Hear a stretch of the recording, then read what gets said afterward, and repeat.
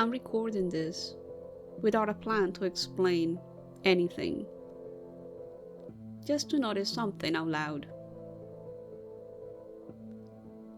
Lately, I've become aware of a recurring pattern.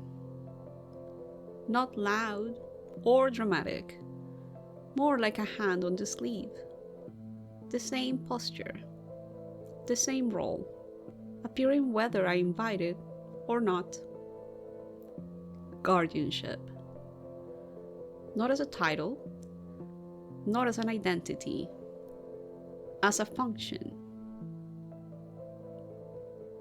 I see it in my writing, in the way I respond to other people's work, in what I choose to say, and just as often, in what I don't. In the way I tend to circle something rather than name it directly, not because I'm hiding it, but because naming it too quickly would flatten it. When certain stories resurface in my life, they usually point to this function.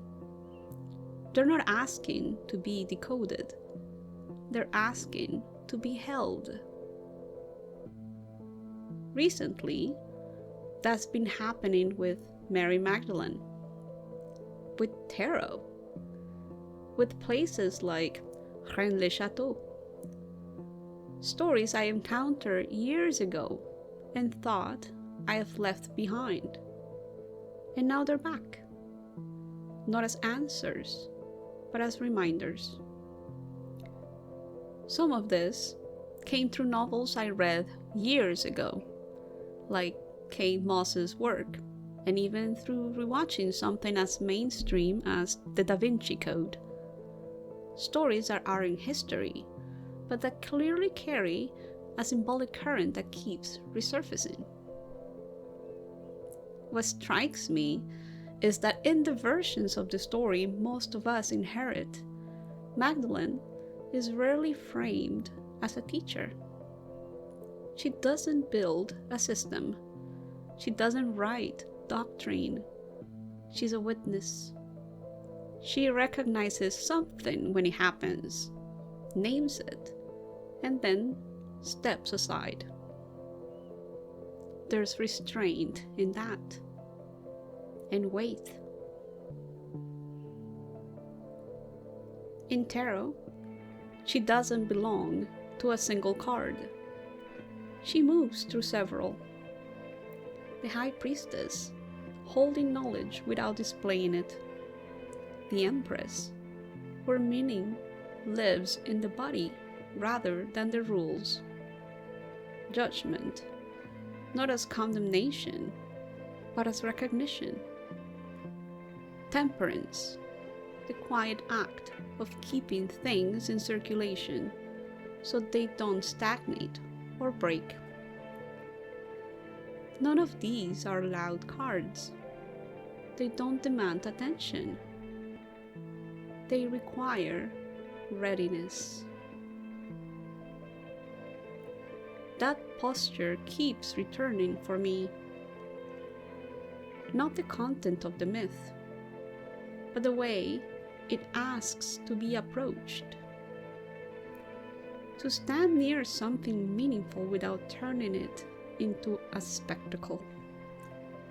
To protect it from being rushed, consumed, or repurposed before it's ready.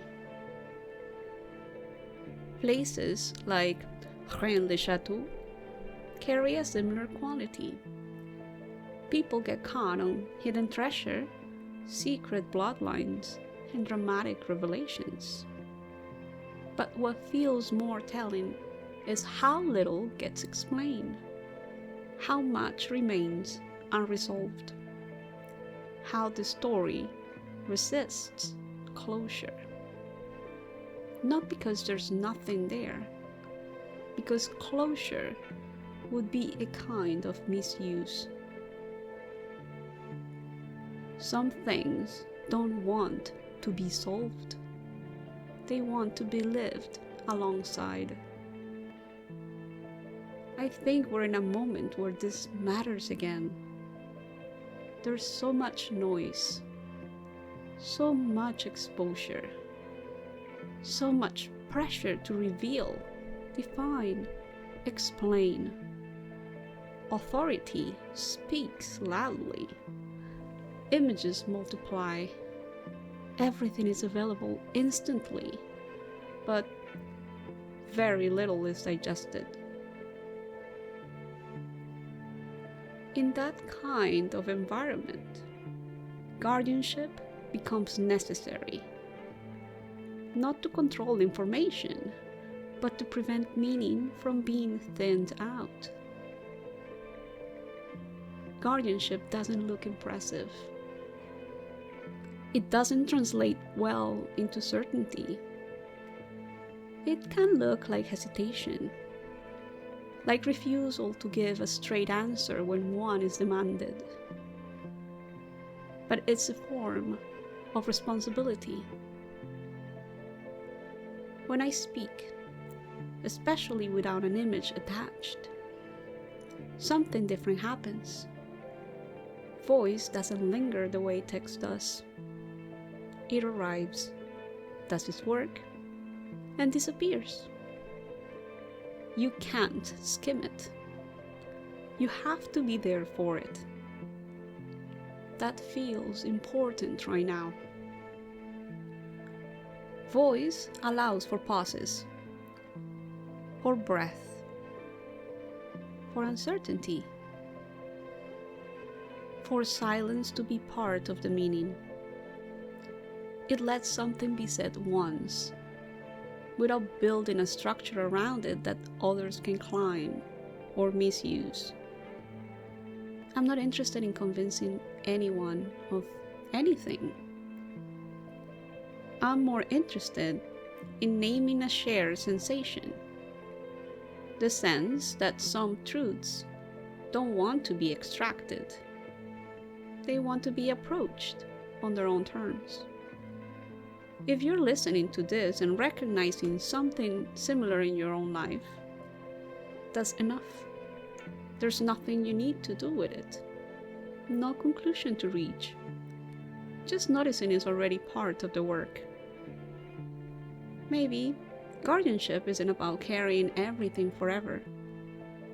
Perhaps it's about knowing when to stand close and when to step back, when to speak and when to let silence finish the sentence. I don't think Magdalene disappears from the story because she becomes irrelevant. She simply becomes less central. The witnessing has happened. The naming has been done. What comes next belongs to the community rather than to her. That distinction matters. So I'm living this here, not as an explanation, not as a teaching, just as a marker on the path. If it resonates, you'll know where it connects.